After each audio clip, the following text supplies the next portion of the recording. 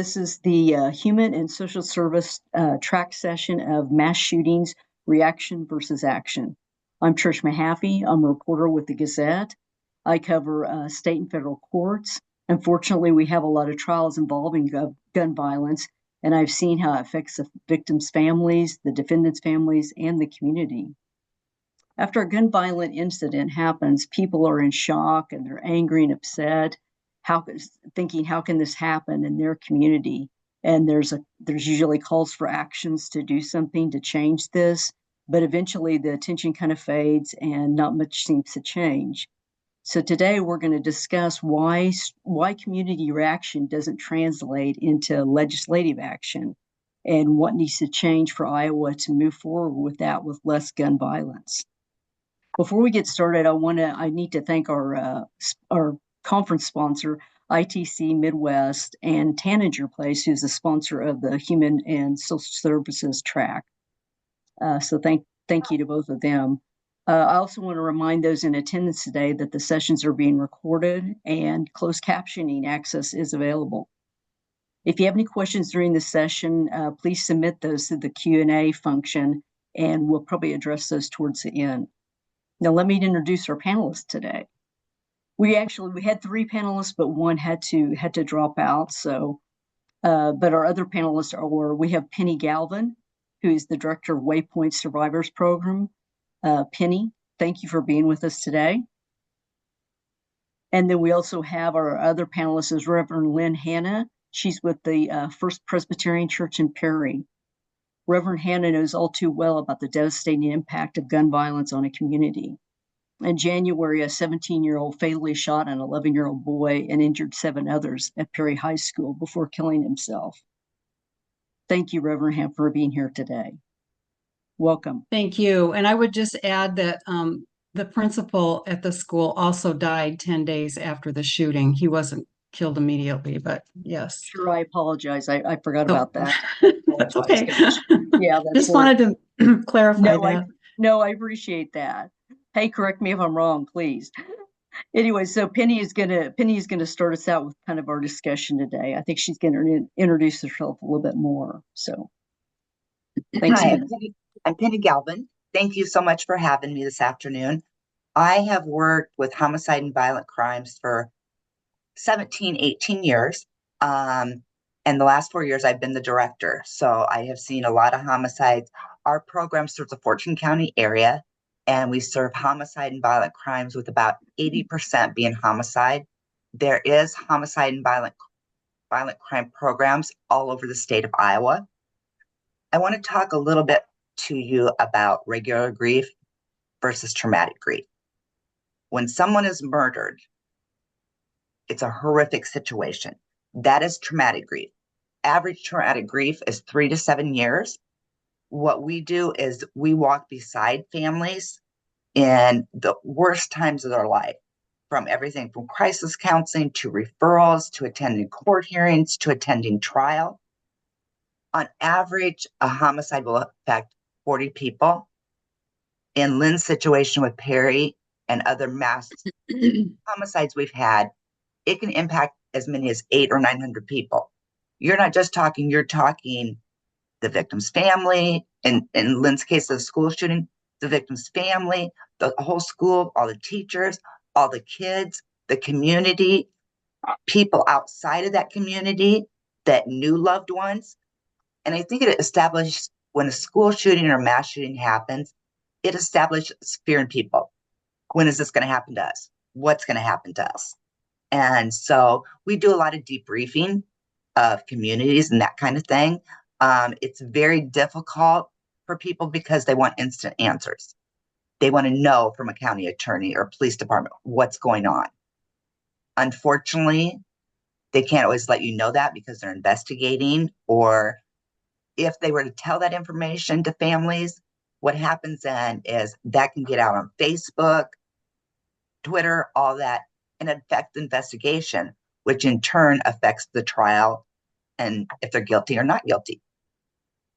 Sure, and that is the frustrating part, which Reverend Hanna knows all too well too, because there has been such little information on the Perry shooting that's been released. So if you want to talk about that a little bit, Reverend. Right. Sure. I want to I want to expand on what Penny just said. We have 8,000 people almost in our community, and every one of them was affected. And not only the people in our community, but we heard from people. I personally heard from friends, colleagues, relatives in Iowa and around the country, and even from across the sea. So this one shooting, I mean, thousands and thousands, probably tens of thousands. We had high school graduates come back at our vigil that we did that night and speak. It was very heartwarming to hear, to see that the community come together, because you're right, Penny, our community came together. We we we prayed together. We held hands together. We were there for one another and lifted each other up. And I think if any good came out of that shooting, that was it. That's the only positive I could see in that whole horrible event. But the community did come together and has stayed together pretty well, I think, through that, through this. I think also when you're talking about Perry, you're talking about that grief continues, that traumatic grief continues because it's in the news media. There's rumors that fly around on Facebook and social Yes. media. So any one person that's a victim or family, they don't get an opportunity to grieve because everything is publicized. Everything's on TV, radio, news. And that's really hard because Yeah. in a death of like somebody with cancer or an elderly person that's lived a good full life, people get to grieve that. Mm-hmm. And they don't get to grieve that when it's all over the news, that kind of thing. Yeah. Yeah. And it certainly does happen more than you think. I mean, just like, nobody expected that to happen in a small community like Perry.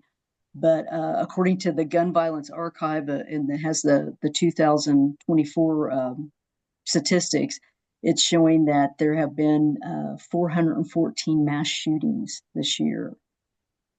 Yeah. That's just incredible. I mean, you don't even think of those numbers. And plus, there's it's in the thousands how many gun violence incidents there have been. Yeah. Another thing that happens is frustration for families, everybody impacted, is trials get continued. They get continued, and people look at that as that's going to be my time to start to establish a new normal. Is, once we get in trial, but there's so much of that in between. The police officers continue to investigate the whole time, even after somebody's arrested. The county attorney's office works with them.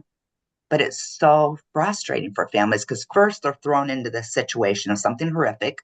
So they have to plan a funeral that they didn't plan on planning. Maybe they've never dealt with a funeral home. Financially, it's a strain because preparing for a funeral, getting clothing, that kind of stuff.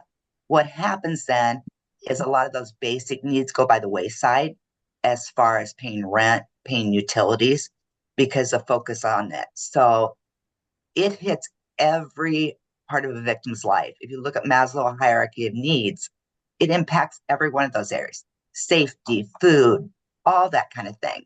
And it's not a short-term thing, it's a long-term thing. And in our case, we not only had a death, actually two deaths, we had several who were injured, who are still dealing with the injuries. And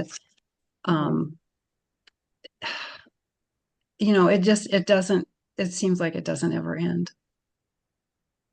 Right. Well, And I've said a few times to different people that the thing that makes me most angry is that there is no one that was in those two schools, because it was the junior high and the middle school and the senior high, where they come together, where it happened. None of those people are ever, ever going to have that out of their mind. It's always going to be at the back of their minds.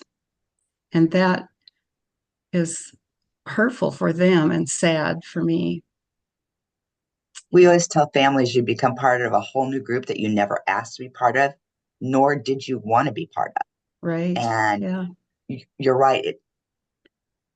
When people say, well, when are things going to go back to normal? Things aren't going to go back to normal. It's those steps towards finding a new normal. Yeah. But all of that new normal is interrupted because uh, media are constantly seeing it. People don't get an opportunity, and I'm not slamming the media, but it's right in the foreface of everyone impacted. So they relive that over and over and over again. Yeah. Anniversaries come up. It's been this many weeks, it's been this many months, it's was so and so's birthday, and the media bring that up, and I understand what they're doing, but it's hurtful not only to the families but to especially the other victims. I Sure. think And we, sometimes families believe or victims believe they don't matter because they're not shared information. And that's part of our role within the violent crime and homicide programs is to find out what we can share with families because they believe knowledge is power. And let me tell you, when someone's murdered, every person that involved, their power's been taken away.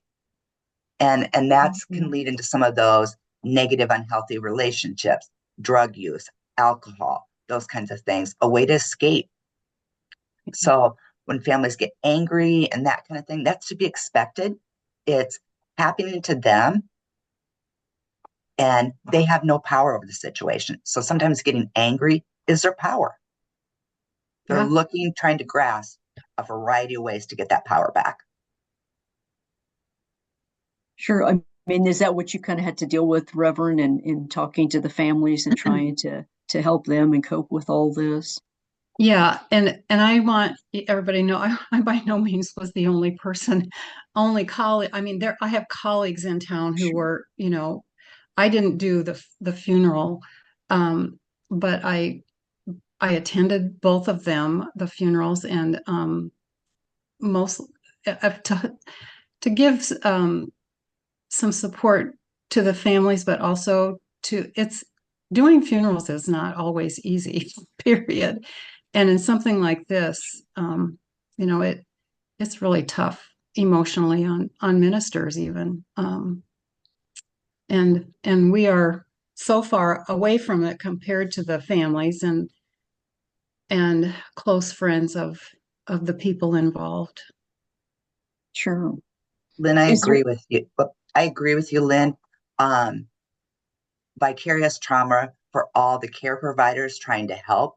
You know, you can't put up that wall. What you've seen, what you've heard, and so there is trauma after doing this for 18 years. There's vicarious trauma. So it's like, how do you separate yourself out from that? How do you take care of yourself? Because as human service providers and care providers, we're focused on the family, the other victims, everybody impacted the community. Who takes care of us? Who takes care of us? So it's really important for people to be able to debrief with other people. It's really important that people take care of themselves. And we hear, I don't have time to take care of myself. If you can't take care of yourself, you're not going to be anything to those other people. Mm-hmm. Yeah. sure. Well, so how do we take this and just like when people after this happens, everybody's upset and they don't understand how this can happen and they want something done, especially they want like gun laws changed and things like that. But how can we take that? How can we take that and make it to help to turn it into action to actually happen? Because it seems like we've had so many of these just in Cedar Rapids alone, and nothing seems to change.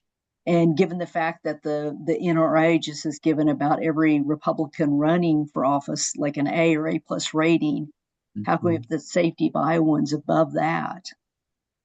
That's what angers me most about this is that there are, well, I won't take up the whole rest of the time. I could. No, Lynn, that's I what Go mean, ahead.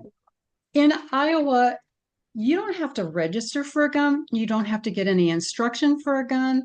You, anybody, it seems to me, can get a gun and use it without having any knowledge of how it works. And I'm in my mind, there would be no guns, but I have people close to me who have been hunters, and I understand that, but there is no reason for any gun that shoots more than one bullet at a time, in my opinion. That's just craziness, absolute craziness. If you have guns that shoot more than one bullet at a time, they're going to kill. I mean, what else? I What believe in the other? second. Oops, I'm sorry, Lynn. I cut in on you. Go ahead. Go ahead. I believe in the Second Amendment right, but who should have those guns? Nobody should have that big R, whatever it is. But I believe that is people's rights, but legally, I would say exactly, I'd agree exactly what Lynn said, that, you used to have to register a gun. You used to have to get a license to carry. I know the focus is on mental health a lot in our state, helping with gun things. Um, but one of the big things that's happening is on the internet, you can buy ghost guns. So even if you're a felon and can't carry, you can buy all these parts to put a gun together. So when you look at many of these things happening, is parents have the guns, and I know they have started to charge parents that they Yes. didn't keep the guns locked up, that kind of thing, because what we're seeing is babies shooting babies. And where are they learning that from? Mental health is important, but who should have their hands on guns? you know there's many people out there that should have to register these guns to get them Yes. legally. Part of the big issue is there's so many illegal guns on the market, on the black market, on Amazon. And that's where one of the biggest issues is. It's not always about mental health. It's not always about people having legal guns. It's all the other ways they're getting them. And what we've seen the trend over the past year and a half or so is kids no longer, in my time, so I'm really aging myself, you didn't talk to the person over the weekend if you're mad at them, or you had some verbal altercation back and forth, or you beat each other up. What happened to those days? Yeah. Now people see things on social media, they react, and it's right away a gun. It becomes a shooting situation. It's not about people assaulting someone else. It's about people taking messages the wrong way on Facebook, or if somebody's murdered, the victim's family or something posting something saying, we're going to get you back. So we have seen one situation that happened in our area that affected 7 other murders. I had a colleague called me 2 days after well, maybe 3 days after the shooting here, saying that they had somebody threatened to shoot, and this is a small community down in southwest Iowa. I've seen this other places too. When a shooting happens in one place, and then somebody says, "Oh, gee, maybe I could do that too," and it just seems to blossom, to use a bad word, so to speak. But I mean, it multiplies exponentially, and I, they see it on the news. Again, I don't want to bash the news media, but it's plastered all over, and the person is getting all kinds of um, uh, media coverage, I guess is the word I'm looking for. They're famous now. They're on TV, and in some people's minds, it turns ugly. That's one of the things, always working with families. Until that trial happens, the defendant gets every right. And the focus is always on the defendant. Whose pictures do you see on TV? Whose mugshot? Trisha's done a really good job working with our families of survivors. Does a family want to talk to me? do they want a picture of their loved one on? It's very sad to me that the focus is always on the defendant. And that, again, that's just re-traumatizing over and over again. You know, one of the things we have locally, and they're looking at that at the state of Iowa, we work with Stand Up for Peace, and the health department. Gun violence is a health issue. It's killing people. It is very much a health issue. And Foundation 2 has our Stand Up for Peace. And what that is that's different community partners. We're involved in that. So if there's a homicide, you know, somebody got shot, a violent crime, and we go out together and approach this situation. What does the family need? There's a special police committee that does this. There's different professionals from the community. There's just community members to say, we care. We know this happened, but we care. The thing that Stand Up for Peace does, which is, I think, a huge intervention for our youth, is if they are aware of somebody at high risk, that they have been involved in gun violence, or they're at high risk of being involved in gun violence, 16 to 24-year-olds, they go out and talk with them. They have programming to help them get their license, their GED, get stabilized housing, you know, learn different ways of communication. And that's very, very important. But your whole community has to buy into that. And the Cedar Rapids area has bought into that. That's we're great. seeing a difference. I know Des Moines and some other places are looking at that. I think that's one answer to gun violence that should be moving forward, is communities trying to do preventative work instead of reactive work. You know, we're on the reactive side when it happens, survivors program, but we've partnered with people on the preventative side. And, you know, for many people that we've seen be violent with guns, they grew up with that. So it's a norm, or it's a way to keep themselves safe, or they want to seem like they are rough and tough and have street cred. So a lot of those, there's 4 different kinds of shooters. And so a lot of those are broken down with Stand Up for Peace. And, you know, working with them, what do you need to have a successful life? What do you want? I think for a lot of the gun violence, I don't know the percentage, but a lot of the gun violence, people have grown up with that. And that's the only way they've seen to communicate. So we have to look at more preventative measures. Yeah, for sure. Well, hey, Lynn, I have a question for you. Somebody has asked, they want to know, as a religious leader, do you have any thoughts on the way the NRA has mobilized the religious, I guess the Christians is what they're meaning, into ardent supporters of this cause in America? How do you address that at First Presbyterian when this comes in? I guess I'd like a little clarification when I'm not sure what they're saying about religion. Are they saying that religion is promoting guns? Because there are some that are doing that. They're saying that the NRA has kind of mobilized some of those supporters to be. I am totally against that. I've preached against it a little bit, not a whole lot, but because I have people in my congregation who are hunters, and they have guns. And although I did when I was in seminary, I pastored 2 churches, and I did a sermon one Sunday on gun violence, and somebody came up to me, and I was still in seminary, so I was pretty green. Somebody came up and said, I don't have to agree with everything you say, and that's okay.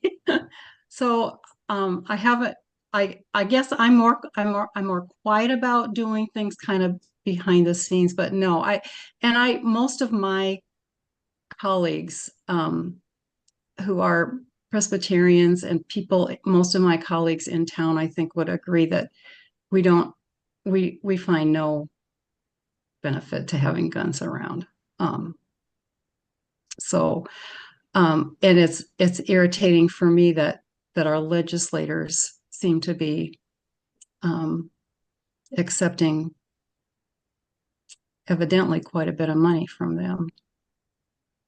So Sure. I mean, I I do think there's a difference between, people that hunt and go out even and shoot for sport. That's, right. different than the people that Mm-hmm. are, accessing these guns and trying Yeah. to harm people or are being, maybe they shouldn't have a gun because of mental illness. I mean, I think Mm-hmm. that's a huge difference. So I think we'd all agree Yeah. on that we're not saying necessarily to ban all guns Yeah. or trying to interfere with the Second Amendment rights, because Right. we certainly are not. But there's a difference there. But I mean, what Yeah. were you kind of hearing, Reverend, from your community after this incident happened in Perry at the school? I mean, have people come to you with these concerns, or have you been talking about it as a community? I think there is some talk going on in the community. My colleagues and I came together that day, and I was not able to get there. We were called to the hospital to give support to the families and the victims while they were at the hospital. And I didn't get there until they had taken everybody down to Des Moines.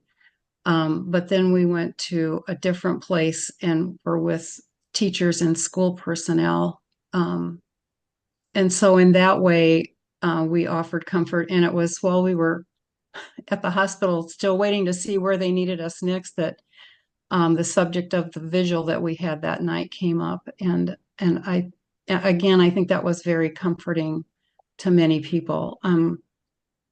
It was dark by the time it started, and but people brought candles, and we were in this little, my colleagues and I were in this little shelter and looked out, and there were just hundreds of people. I guessed even 1,000 people there that night. It was just heartwarming. Just like I said, people were holding hands. They didn't care who was next to them. It was a coming together of the community. We see So that a that didn't. lot with families that Hmm. they'll have a vigil, Yeah. to celebrate their loved one, to Yeah. celebrate victims. We had a situation happen in Cedar Rapids that was several people were hurt, and our mayor, Tiffany O'Donnell, partnered with us right away. What needs to happen? We want to have a citywide vigil. What needs to Mhm. happen? Yeah. So Cedar Rapids really looked at our expertise in the field, what needs to happen, what's good for people that are victims or victims' families, and what's not good.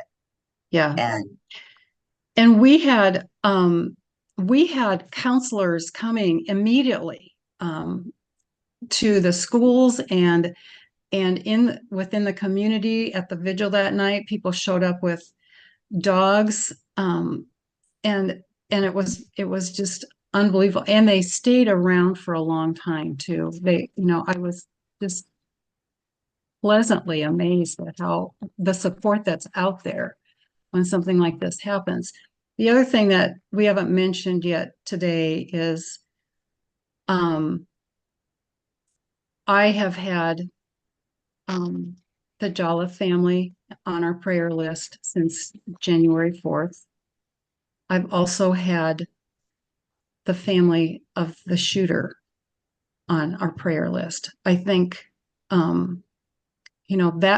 that family has suffered also in a very different way, but they have suffered from the trauma of that because their son shot himself after he shot the other people.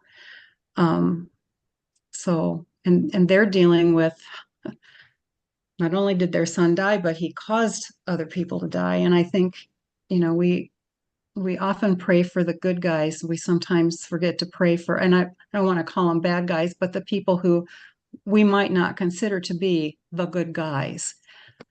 Um, so many times there's two sets of victims yeah. that come out of a shooting. For all these kids in the school, and we've done this before, have to start talking about triggers because they're going back to school. What's that feel like walking back into the building? If you're in track, what happens when that gun goes off? Is that going to trigger you? You know, you're getting ready for a track meet and the gun goes off and all you hear is shots, and it Yeah. can take you right back to that. So Yeah. we've worked with many kids on that. Here's what some of the triggers. Let's talk about how to respond. Let's talk about keeping you more calm. Some of those are still going to happen, but when we worked with a bunch of parents, they're like, we never thought about those things.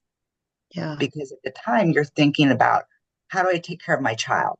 How do I take care of my husband or wife? Not what's going to happen in the future.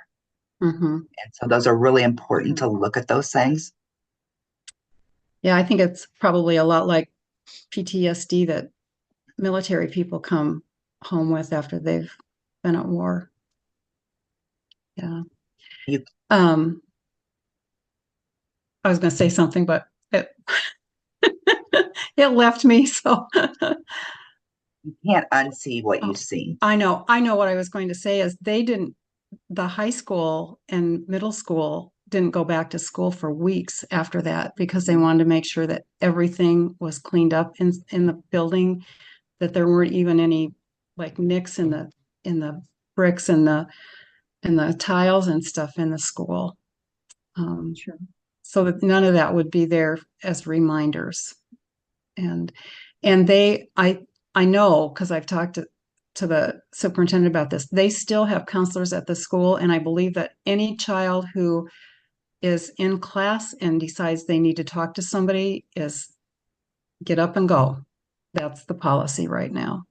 That's great. That's wonderful. Yeah. Not just as a community did you come together, but as a school you came together. Yes. And that's really important. Yeah. Has there been anything else, Reverend, that they've decided to do, or maybe some proactive things that they've changed, or anything like that you know about? They have, but the public doesn't necessarily know what they are, and that really bothers some people. I think if people would realize that if they tell everybody what they're doing differently now, that just tells any prospective shooter how to get around that. And I think people forget about that. We want to know for our own selves, but it's a lot of times it's best that nobody knows. And I actually talked to the superintendent very briefly yesterday, and he said, we have made changes, but we can't talk about them. And he mentioned again that there's still litigation. There isn't a trial about who shot them because that person isn't around any longer, but there is litigation going on, and they're not able to talk about a lot of things, which is frustrating for people. I know that, but sometimes what we don't know is better than what we do know, I guess. Just a couple comments, Lynn, on what you said. It's very difficult for people when the shooter murders themselves or they die because they don't feel like they ever got justice. Trial is that justice, being held accountable. So that's a whole different thing. When you talk about gun violence, Trish, and what can we do, the schools need to be given more money.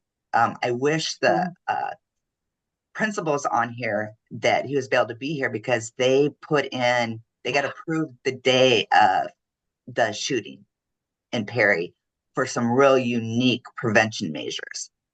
School budgets with the Iowa law and allowing people to get money. I have nothing against private schools, but so much money is going to private schools. So that made the budget even shorter for schools. I don't think, it happened in Perry. I may be a pessimist, but I don't think it's a matter of if, it's a matter of when that happens. So what things what money, the school needs money to put prevention behaviors in so that they know somebody's coming in with a gun or that kind of thing. I know there's some schools that have the little thing you walk through, but that doesn't pick up everything. So if we really, really want to look at how do we help stop gun violence, that's one of the things. How many school shootings has there been in the United States? A lot. A lot of victims that are traumatized the rest of their lives.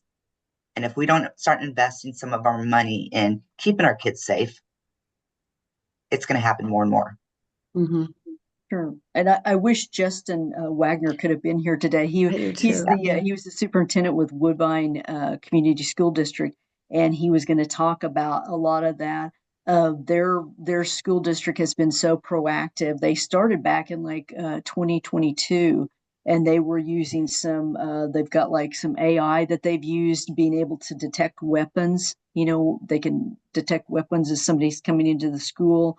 Um, Being able to they also passed a bond even to get these proactive things in place, which is, you know, just amazing. And I was hoping, yeah, that he could have talked about some of that a little bit, because I'm sure everybody wants to know what was the secret there that they actually got it passed. And they did use some grants too. He said some federal grants, I believe. um, but anyway, they have this some kind of AI machinery that's called like a zero eye, and it's kind of a live feed, and it validates where a weapon might be in the school, and just, you know, different things like that that they can take. And then they also have brought in they've got funding to bring in some therapists to be in the schools like full time. And he said they even have people on the waiting list for this. And so for kids, you know, that need to work with somebody. And so because they also wanted to, you know, combat the root of the issues too. And so that's just, yeah, I wish he could. I so wish he could have been here, because I know that you and that Justin and Reverend Hannah would have had a good conversation about that. But I was just saying, have you heard any of that, Reverend Hannah, about anybody talking about that? I mean, that's the thing. It's like, how can we take this all this, you know, frustration and anger and turn it into something that's gonna actually, you know, protect people in the future, I guess, when these things happen. Yeah, I'm pretty sure that they're looking at those things if they haven't already put some of them in place here. But again, um, you know, they don't want to tell anybody about that because that just Sure. helps them go around, circumvent, you know, um, that it gives them knowledge to go in and get around those things if they know about them ahead of time. Sure. I know it's been impactful when some of the victims have, like, you know, tried to, you know, talk to the lawmakers about trying to change laws and things like that. I mean, maybe you can talk about a little bit about that, Penny, from just cases that we've had even. Absolutely. Your best power is being able to get a hold of a legislator. We've had 3 different cases Mm. that families of the victim were able to meet with legislators. They spoke in front of this, on the state level, and laws were changed because of it. And I think that's very, very important. As people that work in the field, we can advocate all we want to with legislators and they hear us. But when you hear from a person that their loved one's been shot and killed and their story, that's a whole different ballgame. Whole different ballgame. So we really encourage families. We will help families get those contacts, go with them if they want to. And by no means, when I talked earlier, mental health is very important. Those mental health dollars are very important. But we've got to look at other resources and avenues besides just the mental health. Yeah, I agree. I totally agree with that. It's not all about mental health. That's a piece of it. But I just think our legislators need to start thinking about the future of this state. And the kids are our future, and they are being killed. And that is a travesty. And there's not a lot that's preventing that right now. Right. There's not a lot that it's, It's true. And it usually does come down to dollars, you know, with anything that's going to change, or because everything does cost, especially like any kind of safety measures or anything like that. But I just don't know that they're putting that their resources to that exactly. It seems like they're spending it on other things. So how do we get them to do that, I guess? tell the stories, tell the impacts, tell the Yeah, I think that's, statistics. yeah. all those things. Tell how different programs matter and funding matters to help people, whether it be the prevention side or our end after the fact that it's happened. Mhm. Sure. I will be really interested to see, a big topic right now in Iowa is some schools looking at banning cell phones. And how do we balance that out? Because teachers have every right to have the focus on them and kids not texting, that kind of stuff back and forth. Yet, if I was a parent with a child now in school, I'd want them to have that cell phone. It can be shut off, but I'd want them to have that because if a shooting happened, I'd want to be able to get a hold of them. Sure. Or the safety, that happened with 9/11 in the plane. They were able to get a hold of their loved ones. So I'll be really interested to see how this plays out. Because again, teachers have a right to be frustrated that kids are spending more time on their phones than they are on academics. Yeah. Sure. What was it say? Reverend Hannah, can you kind of share some of the stories maybe from people in Perry that went through that? And is there anything you can talk about that you could share? I mean, I think people would be interested in hearing that. Um,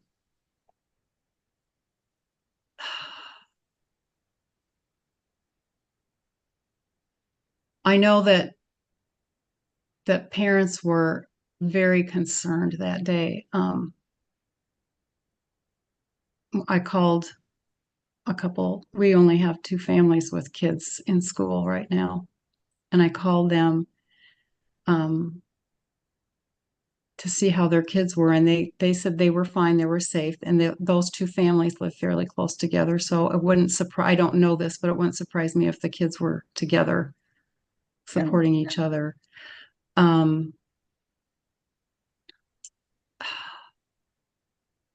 I don't know, like anything specifically that you're No, wanting? just in general, I just thought that might be kind of interesting to share, like, because I know that you've heard probably a lot of that and canceled maybe some people. And I don't mean to be, giving up confidentiality things or anything like that. I just meant like just talking about like what they were kind of feeling and what their thoughts were on gun violence or guns in general or something they wanted to change, I guess, because of this. I haven't really heard a whole lot of, I don't know that I've heard anybody really talk about, um,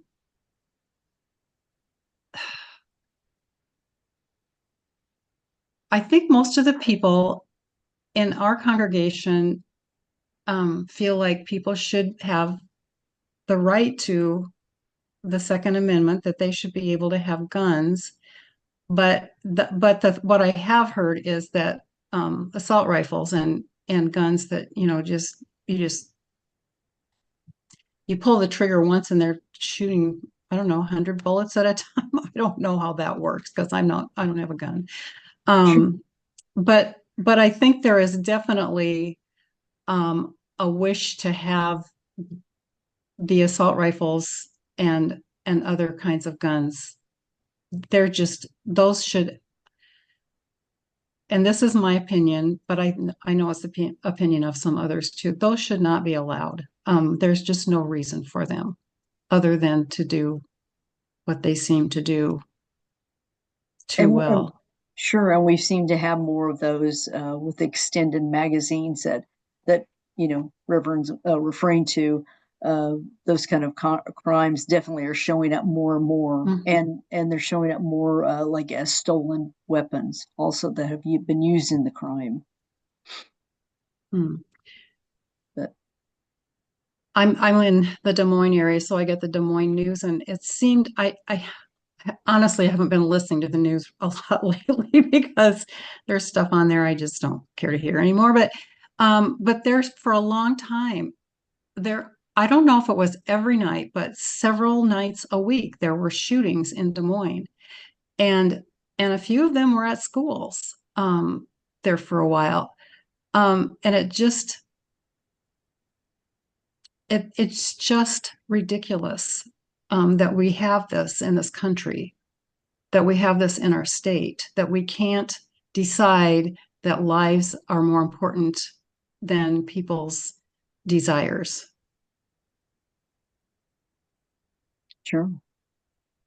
Say that. One thing that's good is police departments are really working with schools and agencies. I know a police officer came to our agency, looked through our plan, what happens in case of an active shooter, all that kind of stuff. So I think the schools, the police department have done a wonderful job with that. Mhm. And I think schools are having, the police will do active shooter drills with them. They do them themselves to keep up. And so Yeah. I think that's important, that nonprofits, schools, that kind of thing, do the active shooter drill. Yeah, Because and I know our police department had been to the school and they knew what to do, and the the the word was given and the button was pushed immediately, or it could have been a whole lot worse than it was. I know I have heard that from school personnel. absolutely. Yeah. Well, so where can we go from here, ladies?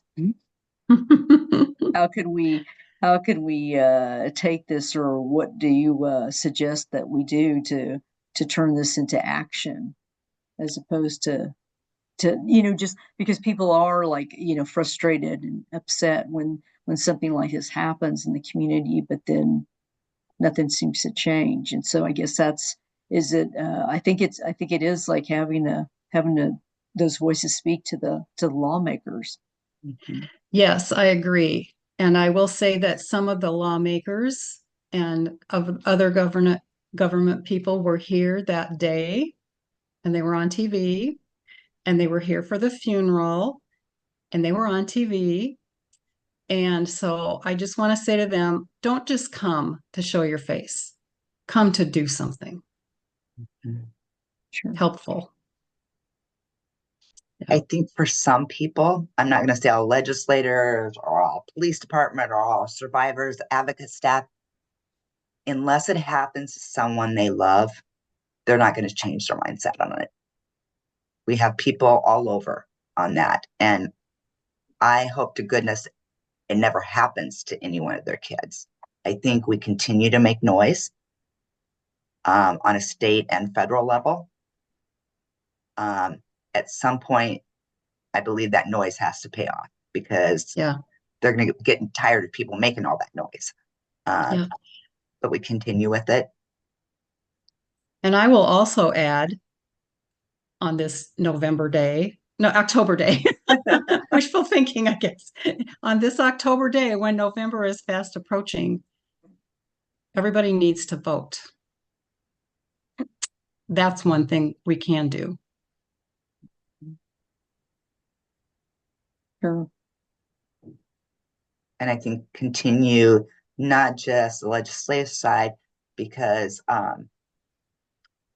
we are federally funded and we're funded through fines and that kind of stuff. And since those were down during COVID and all that, that money wasn't there. And our attorney general actually advocated we would have lost 41% funding. You can't provide services losing 41% funding. So our attorney general did a plea to our governor, and she did for this year while they're working with the federal government, stopgap funding for homicide and violent crimes programs. So I believe there is a belief in that these services are important and they need to be there for people, but we've got to change some stuff too. Yeah. Well, anything else I was going to say, Reverend, that you could share? Helping people, like when this kind of thing happens, how do you go about helping them, I guess, to heal? I think as a minister, you try to have your door open and be there for them because people need to talk.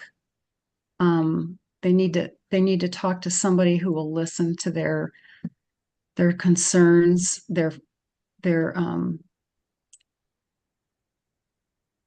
the things that they are frightened about what happened and what might happen, what could happen, and just be there for them. I had and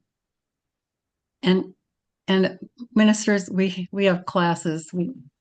We're not supposed to touch people, you know, but be there and hug them and, be there for them because I know I needed a hug that day. And I was on the outside and I went when we went to see the school staff. We have a daycare in our church, and one of the daycare teachers is part-time at the school and part-time at our daycare. I walked in, she walked up to me and said, Pastor Lynn, I don't even know where I am right now. And she didn't, I could tell from her face, she didn't, her eyes were open, but they were not focused on anything. And she had no idea where she was right at that moment. And I think a lot of people probably felt maybe not that they didn't know where they were, but they had other feelings like that everything was so foreign at that point in time. They needed somebody. And she put her head on my shoulder, and we just stood there for minutes like that. Yeah, and I'm sure a lot of people were just in shock. I mean, Absolutely. Absolutely. I mean, who would have ever thought something like that could happen in Perry, Iowa? And if it can happen in Perry, Iowa, it can happen anywhere. Sure. And if you look around the country, that's where it's kind of happening. A lot of these cases are in the shootings are in the smaller towns like that that you'd never expect, but it's happening. Homicide doesn't know social economic status. Yeah. Homicide and violent crime don't know race. It can happen to any one of us at any time. And each person that is impacted grieves so differently.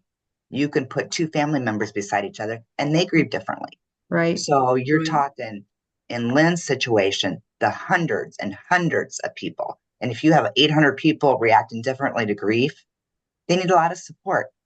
That's why I say we walk beside the families. It's a right to self-determination. All their control has been taken away.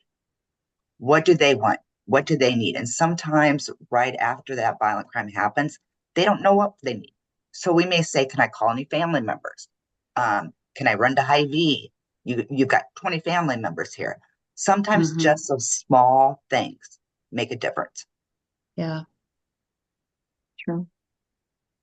Yeah, and it's true that, everybody reacts to grief differently. I see those families every day in court, and you never know what is going to happen. I mean, sometimes there have been incidents, and Penny knows this, where it has been a worry for the court staff because they don't know what might happen with, two families, one as being the defendant, another one being, the victim's family. And so it can certainly emotions, are just on high alert, and anything can happen. And then you see those moments where, there's just such forgiveness by the victims. And it's just a moment of grace. And it's pretty amazing to see that too. And that happened with Mr. Marburger's family. His daughter wrote the most moving letter to the community I've ever heard in my life. And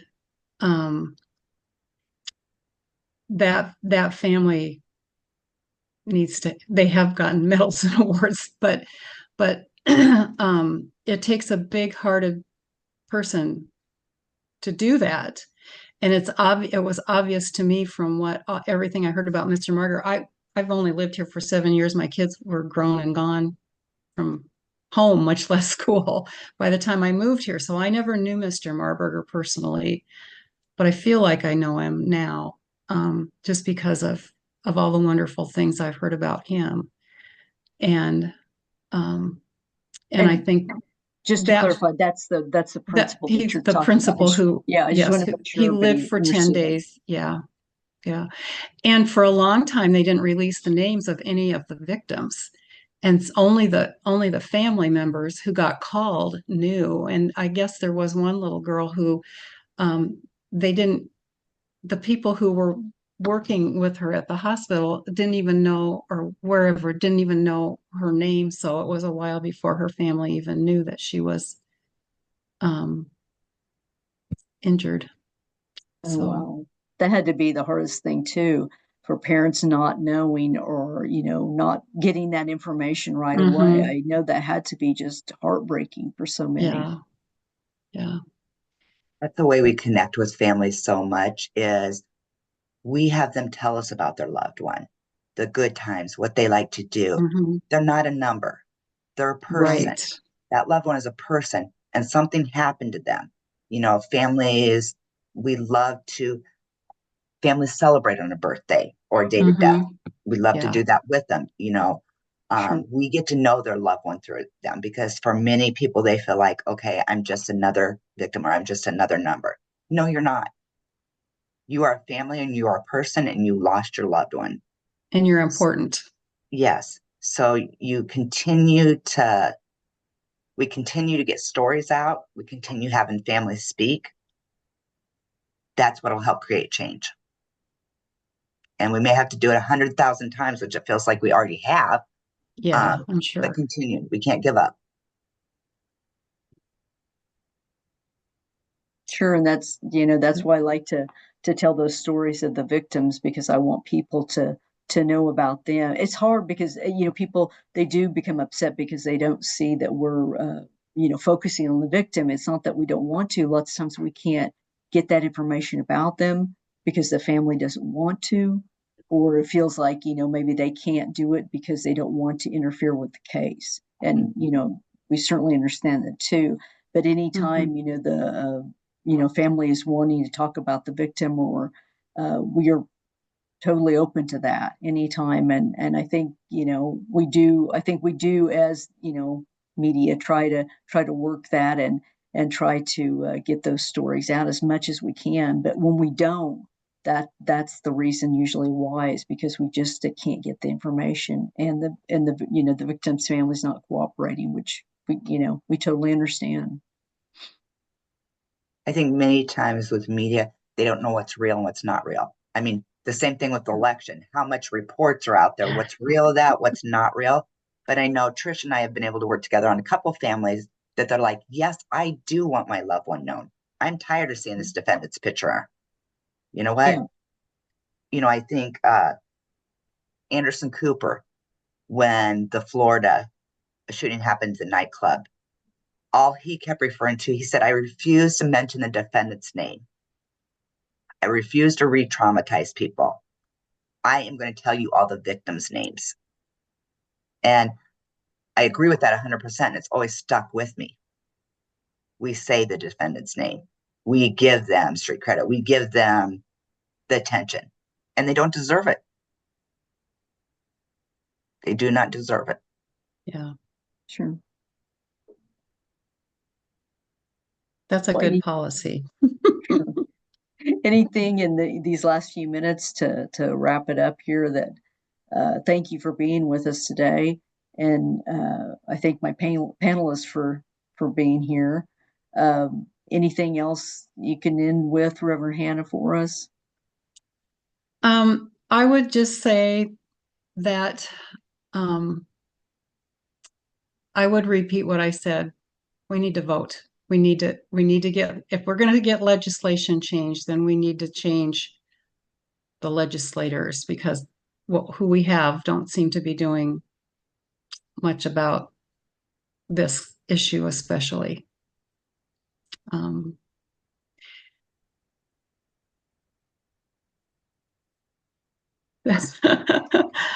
um, and and I should mention God since I'm a minister. I'm just sitting here thinking, you haven't even mentioned God. But I do believe um, that we end up. Um, I know Mr. Marburger's in heaven. I know that. I know that those people um, who were shot, and I can't. Amir is his first name. I couldn't think of his name earlier. Um, and and I think that I can't think of the shooter's name, but I think God has a place for him somewhere. I do think that I believe that everything turns out in the end. My mother used to tell me that all the time, and I've repeated it to my girls, and I know one of them is on here right now, so she's probably giggling right now. Anyway, prayer can do a lot. So keep praying for the victims. Keep praying that our legislators will start thinking about the consequences of their decisions. I'll just end it there. Okay. Well, thank you again for being with us today, and I hope you look at the schedule for the next session you can go to. All Thank right. Thank you for having us. Thank you. Sure, Yes, thank thank you. you for inviting me. Sure, thank you.